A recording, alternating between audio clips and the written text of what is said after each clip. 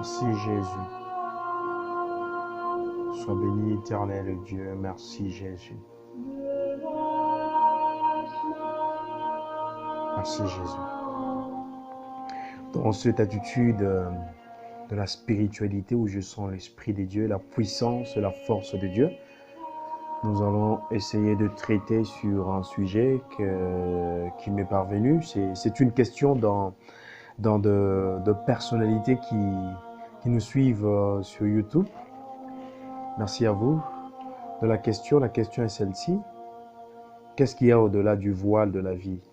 Qu'est-ce qu'il y a au-delà du voile de la vie? De là, nous avons tiré le thème qui est la vie après la mort. La vie après la mort. C'est vraiment essentiel. La vie après la mort. Qu'est-ce qu'il y a au-delà? Qu'est-ce qui nous est caché derrière la vie? Avant de bien aborder ce thème, il faudra une fois être au-delà du voile de la vie pour bien expliciter ce message. Je veux vous donner en briefing mon propre témoignage de 2012 au mois de juin. C'est un propre témoignage que j'ai vécu. Ce témoignage a pu commencer comme ça. J'étais à l'église et j'étais là en train de prêcher la parole. C'était une année après mon début du ministère. J'étais en train de prêcher la parole et j'avais remarqué que quand je prêchais la parole, il y avait d'autres frères qui étaient contre moi. Quand ils venaient, ils ne faisaient que redire dans ce que je disais pour abîmer ce que je prêchais. C'était comme ça en soi. Et quand ils venaient comme ça abîmer dans ce que je prêchais, je me suis dit, Seigneur, non, j'arrête avec la parole. Je suis rentré à la maison, j'ai déposé ma Bible, je me suis énervé, j'ai dit, bon, à partir de maintenant, j'arrête. J'arrête, je rentre dans le monde, j'arrête de tout, je ne veux pas demeurer encore serviteur de Dieu parce qu'au début, c'était Dieu qui me tenait avec force pour que je sois son serviteur. Bon, je décidais aveuglément d'arrêter. J'avais pleinement et catégoriquement refusé d'arrêter de servir Dieu, d'arrêter l'œuvre de Dieu. Et la nuit, quand je dormais, la nuit, je dormais et je sentis la main qui m'a tenu sous l'épaule. Il m'a dit, lève-toi. Quand il m'a touché sous l'épaule, il m'a dit, lève-toi. Je me suis levé et j'ai vu quelqu'un qui était comparable au Fils de l'homme. C'était Jésus-Christ. Quand je le voyais, son visage brillait comme le soleil. Jésus-Christ m'a dit ceci. Tu ne sais pas qu'avant que tu bouges ta main, c'est moi Dieu qui permet. Il m'a dit, tu ne sais pas qu'avant que tu bouges, même avant que tu bouges ta tête, tes pieds, c'est moi qui permet. Tu ne sais pas qu'avant que tu marches, c'est moi Dieu qui te permet. Mais pourquoi pour de petites choses, tu veux m'abandonner? Pourquoi tu veux abandonner l'œuvre? Quand Dieu me parlait, je sentais le pleur en lui. Je sentais le véritable amour en lui. Et je voyais comment Dieu pleurait. Il m'a dit, attends, tu vas voir. Il est allé. C'était un esprit. C'était spirituellement. Quand je m'endormais, je me suis réveillé spirituellement. Tandis que mon corps était resté endormi. C'est ma toute deuxième partie de moi qui était réveillée de moi. Et après, Dieu est parti. Je sens l'Esprit de Dieu. Merci Jésus. C'était ma deuxième partie auquel Dieu disait. Et tout après, il est parti. Après que Dieu est parti, ma toute deuxième partie, je sentis, j'ai vu un trou qui s'ouvre dans la terre. Et je sentis une puissance d'attraction qui m'attirait vers le bas. Je sentais mon corps qui restait sans vie et je le voyais qui restait sans vie et je quittais hors de mon corps pour aller dans le séjour de mort parce qu'une puissance m'attirait vers le bas. Je commençais à entrer dans le bas. Je me voyais être attiré vers le bas. J'ai commencé à toucher, à crier, à faire tout le geste. Je ne sentais rien. Je sentis la présence et le feu. Je commençais à pleurer. Je commençais à dire, Seigneur, laisse-moi juste une minute, je veux te servir. Ne m'enlève pas hors de mon corps. Je sentis la désolation. Je sentis le pleur. Je sentis tout ce qui est mauvais, tout ce qu'un homme ne peut jamais sentir. J'ai vu le feu, j'ai vu le séjour de mort qui m'attendait. Je sentis cela. Je pleurais, j'ai dit, Seigneur Jésus, ouvre-moi le porte de cieux. S'il te plaît, je te servirai. J'ai pleuré, j'ai dit, Dieu, accepte d'ouvrir le ciel. Retourne-moi dans mon corps. Et quand je pleurais, quand je gémissais, quand je priais, la puissance m'attirait vers le bas. Et tout d'un coup, je sentis que cette puissance ne m'attirait plus vers le bas. Je suis rentré dans mon corps et je me suis réveillé. Depuis ce jour-là, j'ai pris de véritables décisions de servir Dieu. C'était vraiment la chose la plus terrifiante qui m'a donné la peur dans une dimension élevée que je ne peux pas exploiter, expliquer. Oui, j'ai déjà expérimenté la peur de l'au-delà. J'ai déjà vu quand même une partie de la voile de l'au-delà étant en relation avec Dieu. Mais maintenant, entrons dans ce qui est essentiel, la partie logos, pour répondre à notre frère. Le Seigneur Jésus-Christ a parlé d'une histoire qui se trouve dans Luc 16, 19. Le Richard avec le pauvre Lazare. Vous voyez ce que le diable avait fait depuis sa chute. Il a maîtrisé la matière source de l'homme, l'endroit où Dieu a attiré l'homme. David qui nous dit ceci. Dieu ne l'a pas créé avec n'importe quelle matière. Dieu n'a pas créé David avec n'importe quoi.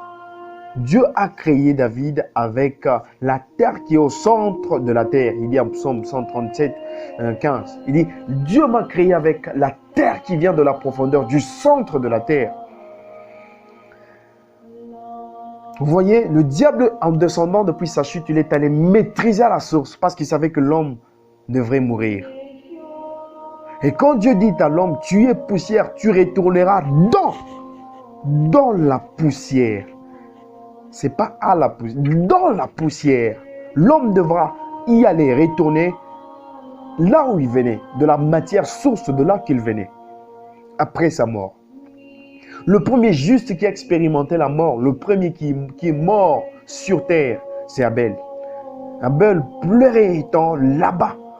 Et son sang, c'était son âme. Dieu a dit à Caïn, où est ton frère? Car je sens que son sang est en train de crier, de pleurer. Parce qu'au bas, là-bas, il y avait de démons qui le torturaient, de démons qui les frappaient, de démons qui faisaient tout de mal, afin de le priver de sa vie. Abel le juste était en train de pleurer. Abel le juste était en train de pleurer. Après un temps, Dieu fut imputé en justice devant Abraham, qui veut dire Dieu lui fait une promesse de lui conserver une partie appelée un sein d'Abraham que Jésus-Christ était en train de parler, d'illustrer en Luc 16. C'était une partie toujours là-bas, comme dans l'Égypte, auquel les Israélites ont eu une partie dans l'Égypte. D'abord, l'Égypte vient et veut dire ceci, terre noire qui représente là-bas le séjour de mort. Mais tandis que les Israélites ont eu cette partie qui s'appelle Goshen, dans la terre noire. C'est de même, Dieu a dit à Abraham, je te donnerai cet endroit, une partie là-bas. Abraham, Dieu fut imputé en justice devant Abraham. Dieu a aimé Abraham et lui a donné cet endroit. Quand Abraham était mort, il avait cet endroit pour un endroit de pré-repos auquel il pouvait se reposer en entendant la véritable et totale délivrance. Que le véritable Moïse devra le libérer. Car le véritable Moïse sortira le peuple de Dieu depuis Goshen. Il passe par l'Égypte, il traverse par la mer Rouge et ils vont au ciel. C'est ça le véritable Moïse. Il sort le peuple de Dieu du séjour de mort, plutôt de Goshen, de la partie du sang d'Abraham. Il traverse le séjour de mort et ils vont au ciel. C'est ce que Jésus a fait avec de milliers et de milliers de gens qui l'attendaient. J'aime ça. Merci Jésus. Je sens la puissance. Je sens l'onction de Dieu. Mais maintenant, aujourd'hui, si quelqu'un meurt et que si cette personne était une personne qui ne connaissait pas Dieu, vous savez où il va? Il va là-bas. Là-bas au séjour de mort. Bien-aimé, si tu n'acceptes pas ce que nous te disons, si tu crois que nous parlons en vain, si tu crois que ce que nous faisons, c'est la théorie, mais je te dis, tu n'es pas un fait de hasard. Tu n'existes pas par hasard. Il y a quelqu'un qui est au-delà de ta dimension. Il y a quelqu'un qui souffre aujourd'hui. Il y a quelqu'un qui pleure aujourd'hui. Il y a quelqu'un qui est dans la joie aujourd'hui. Ça veut dire, tu peux tracer ta vie dans ce que tu fais aujourd'hui. La véritable peur, elle existe. Tu n'as jamais vu la peur. Tu n'as jamais vu un démon. Tu n'as jamais vu le mal. Vous voyez, ce que vous voyez dans des films d'horreur, ce que vous voyez dans des films tragiques, ça existe. Si tu refuses de croire au Seigneur Jésus-Christ, tu iras là-bas. Depuis que Jésus est allé avec le sang, ils sont en repos éternel. Vous allez voir, Samuel était ressuscité, plutôt, il n'était pas ressuscité, il était invoqué par le devin. Il était là dans le sein d'Abraham, mais il n'avait pas de repos. Jésus-Christ est venu avant de libérer l'Église. Il a pris les clés du séjour des morts. Si tu crois au Seigneur Jésus, tu es rassuré d'être sauvé. Ça, c'est vraiment un long thème. Jonas a pu expérimenter le séjour des morts. Il y a beaucoup de personnalités. Moïse a dit à Corée, Abiram et Dothan que si c'est Dieu qui nous a retirés de l'Égypte, qui nous a sortis de l'Égypte, que la terre ouvre sa bouche, que vous puissiez descendre vivants dans le séjour de mort. Et ils sont descendus vivants dans le séjour de mort. Bien-aimé, ce séjour de mort existe. Choisis qu'est-ce que tu vas faire. Ce séjour de mort en soi, c'est un feu préparé aux mesures de l'homme. Une punition pour le pécheur en entendant le grand feu qui vient se l'enfer. Si tu n'acceptes pas le Seigneur Jésus-Christ, sache que tu iras là-bas. Vraiment, c'est un sujet tellement élevé, vaste. Nous n'allons pas beaucoup plus y entrer. Du reste, que Dieu vous bénisse. Que Dieu vous bénisse et vous assure que vous êtes sauvés. Si vous n'avez pas l'assurance d'être sauvés, il est temps. Jésus a dit, recherchez premièrement le royaume des cieux et sa justice, et le reste vous sera accordé via-dessus, par-dessus. Réveillez pour l'enlèvement. Vous dis merci, pleinement merci. Que l'Éternel Dieu puisse vous aider à ce que vous soyez assurés du salut, à ce que vous soyez assurés d'être sauvés et d'être épargnés de la punition et du feu de l'enfer.